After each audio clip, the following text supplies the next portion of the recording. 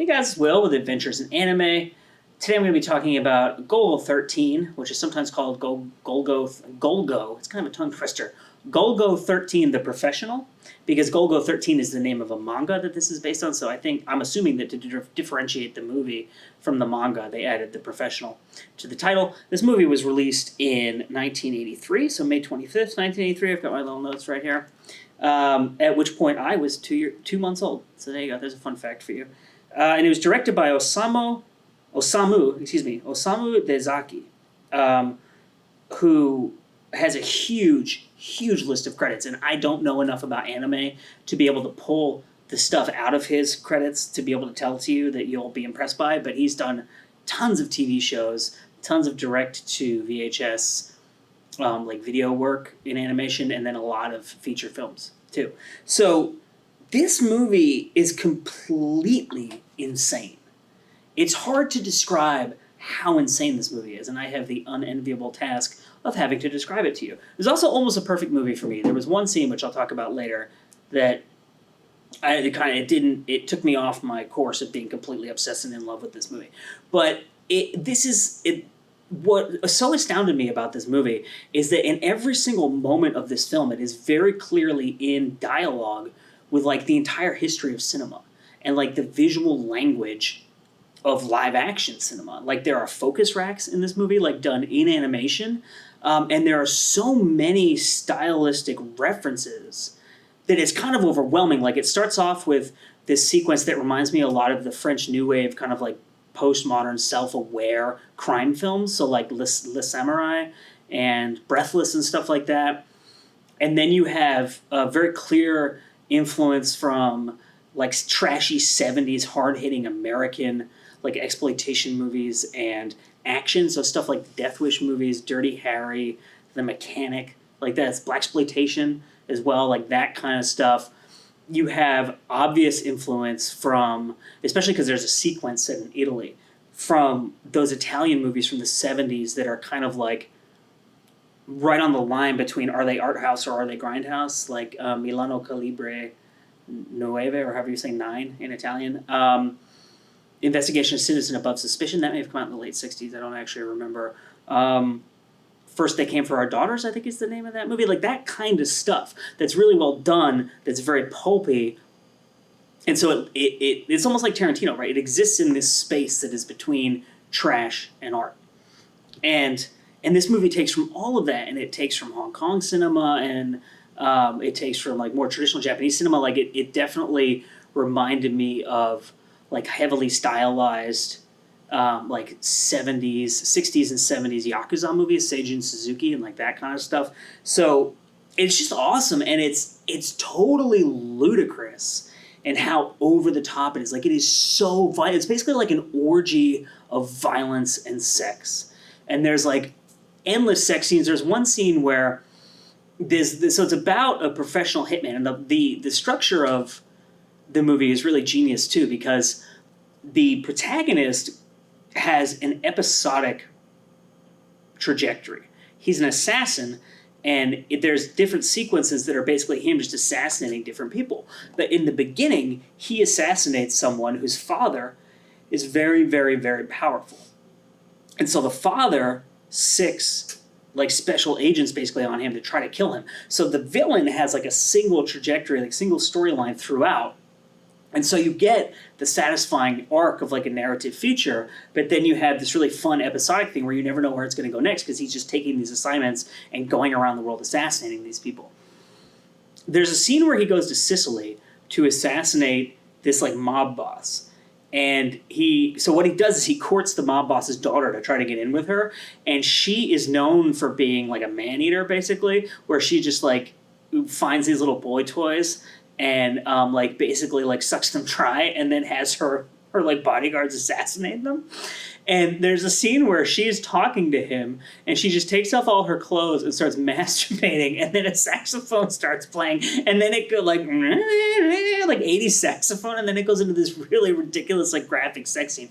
Like there's orgies in this movie, there's like copious drug use, and just like the violence is like endless and so over the top and so trashy that the movie is very clearly designed to be this just like massive apparatus of everything offensive. Like it's blasphemous. There's a scene where like they blow up a church and are like shooting these statues of like the Virgin Mary, and like it's really, really clearly engineered to be that type of movie. And for like 99% of the movie, I was enraptured and thoroughly enjoyed it and loved it. And it's so stylistically diverse and aggressive, but works as this really coherent unit.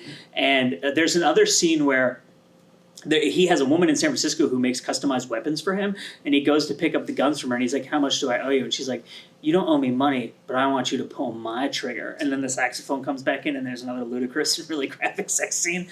But so... as I said, the setup is basically, in the beginning, he kills the son of this really wealthy man, right? And the son is married.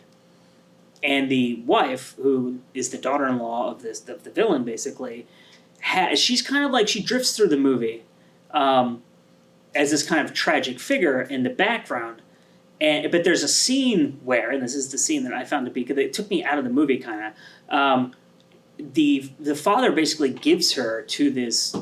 he's hired this other assassin who like may be part snake.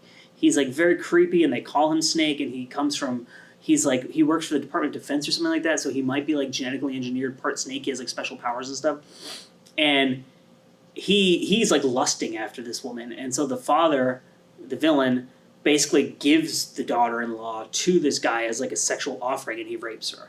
And I'm not trying to like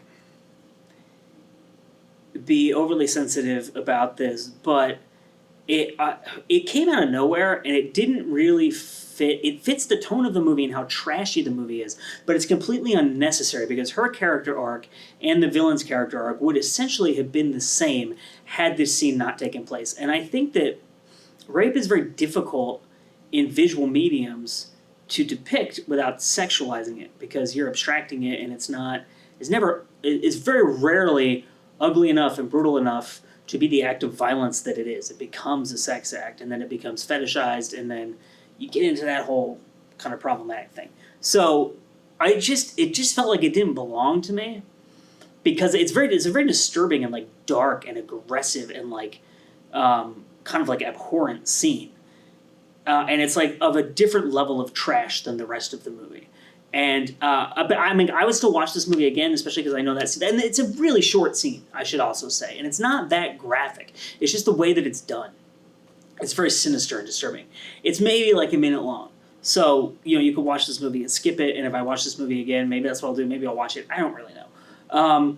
It wasn't like, making my screen crawl, I have to turn this off. But it was kind of like, it just felt like a cheap plot device, cheap character motivation that didn't really add anything and takes away from how fun the movie is, because I can't ever imagine seeing a movie in which rape is fun. And so it's kind of like tonally you're just like completely removed from the movie and then put back into it afterwards. But that's my 2 cents. Maybe that scene bothers you. Maybe it doesn't. You can let us know in the comment section below. Although maybe not, because maybe that's not a great kind of subject matter for YouTube comments. Let me know what other movies to watch that are like this. I've heard that Wicked City is similar, and that I should see that movie. It's called Golgo 13, The Professional. And so if you can think of other movies that are tonally similar or, whatever, like similar, like the violence in this was so over the top, like the arterial spray, the ridiculousness of it. And also, like, it's animation, so it's this interesting thing of like, were they going so insane in anime with the violence and the sex because it's not real people? So there's not like the social ramifications of thinking about the impact of showing real bodies being ripped to pieces and stuff. It's like very stylized and obviously very synthetic. So I don't know enough about anime and the history of that to discuss that, but it's something interesting that occurred to me while I was watching the movie. But this is like it's like a criminally entertaining film. It's ridiculous. It's over the top. And you should definitely see it if all the things that I've described appeal to you. My name is Will. This has been Adventures in Anime, and we will see you next time.